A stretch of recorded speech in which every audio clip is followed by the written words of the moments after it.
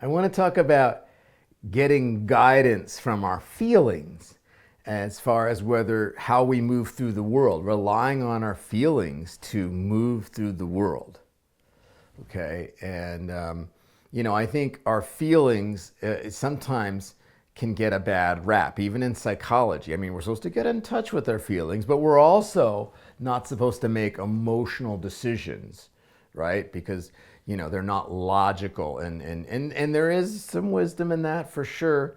But I want to talk about a specific feeling is I call them pure feelings. And it's the feelings that you get initially, like you allow, if you're in a new experience, and you guys have heard me talk about allowing energy in, if you've been listening to these videos, when we're there, we're open, we stop pushing our energy out, we allow energy in, we open our heart and just allow energy in. And then, that energy kind of touches us. It touches, you could say, goes through our chakras, or it touches our energy centers. And when it does that, we feel things. We experience feelings, okay? And these feelings are there to give us guidance. And I'm talking about the types of feelings. They could be subtle feelings. They could be like intuition. I consider intuition a feeling. Some people could debate with me on that, or even instincts. Their feelings. Now you could say, well, instincts aren't a true feeling. Well, maybe not. But at the very least, most people would not argue with me in the sense that instincts and intuition, they come to us in kind of like this feeling sense, right? They come to us like, I don't know if that's a good place for me to go. That is like, that's not like this clear thought. It's more of this feeling sense that's just not a good place for me. Those are the types of feelings I meant. They're often early on, like we go in the experience, we allow, it's like often the initial feeling. It's that first feeling, that pure feeling. Before we think about it, it's like, what is my gut feeling? Like, what is my initial feeling here? Those are the types of feelings I'm talking about here. Okay, so I want to talk about 3 different types of these that you might get in a new experience. And so when you're in a new experience, you allow that energy in. The first feeling that you might get is a feeling of moving toward that thing. Like you'll be drawn toward. It's a feeling I'm being drawn toward. It could be attraction. It could be interest. It could be curiosity.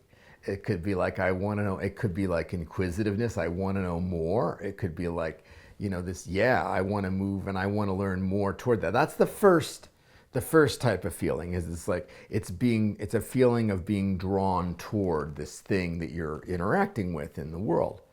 Okay, and that's usually a sign that that's a good growth-inducing place for you to be. That's a good place. It's a healthy place. It's probably a safe place.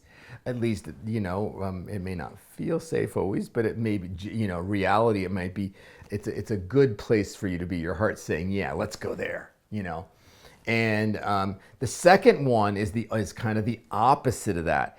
It's this kind of feeling like you're pulling away from. It's like a repulsion. If the first one was attraction, this would be more repulsion. And your heart is just like, I don't really want to be here. That's not a place I want to go.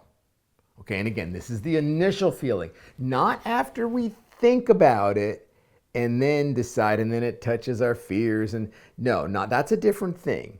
But it's like the initial thing we think about. It's like, oh, I could go talk to this person, and we're just like, ugh. Or I could go to this class or this party, and right away it's just like, I don't want to. It just doesn't feel like I don't want to be there, And this is that initial feeling. And that's generally a guidance from your feelings, from your heart. That's guidance that's likely not a good place for you to be. Okay.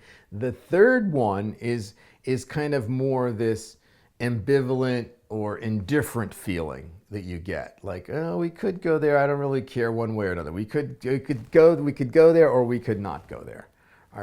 Doesn't matter to me that much. Okay. I'm not really that interested, but I'm not really like that repelled either, you know? And usually this is a sign that there's maybe nothing more for us to learn in this experience. Okay. And so it's just saying, you know, you could stay, but really it's almost like feeling bored and like maybe spiritually bored, like whatever, you know. And that's probably, at least for me, you can decide that's a place I don't really like to stay either. It's not as essential that I get out of it fast. The pulling away thing, I mean, my teacher used to say, it's like, it's a sign that you should like get the fuck out. It's like, it can be more of a like, you need, it's not a good place for you to be. Like, you should find a way to leave here fairly quickly, you know. And so this third way, this ambivalence, it's not as critical. Okay, it's not as critical that you leave, but it's just like, you know, I'm kind of bored. I think I'm gonna go check out what else is going on or try something else, or maybe I won't come back to this situation again. You know, it was like meh. It was like, all right, whatever, you know. So maybe I won't come back here again. And so it's raising your standards a little bit. It's like if it didn't have that first feeling, like if you're not drawn to it and kind of excited about it, like why go if you're going to be like whatever. So it's just like, so what you want to do is you want to really, my suggestion is your heart is saying you can really follow your heart and it will show you, you know, like let's go here and let's not go here, and I'm bored here, like, you know. And those, and these can be real guidance. This can provide real guidance about where you go and where you don't go, you know. And these initial experiences, these instinctual feelings, these instincts, they're kind of like go or no go. It just is like, you know, do I want to go talk to that person or not? Okay, and remember, it's the initial hit. Now, another thing that can happen is you could have a feeling of wanting to go there, but then when you think about it, it could create some fear or some resistance to that thing. Now that's different. So even though, so it like might feel like I'm drawn to, but then I'm pulling away from the fear. Well, you want to go with the initial feeling, and then, you know, work through the fear is what I would suggest in that. And it can work the other way too. It could be like I'm wanting to get away, but then we talk ourselves into staying. Right? It's like, well, it ain't so bad, you know. He's kind of cute. I think I'll stay.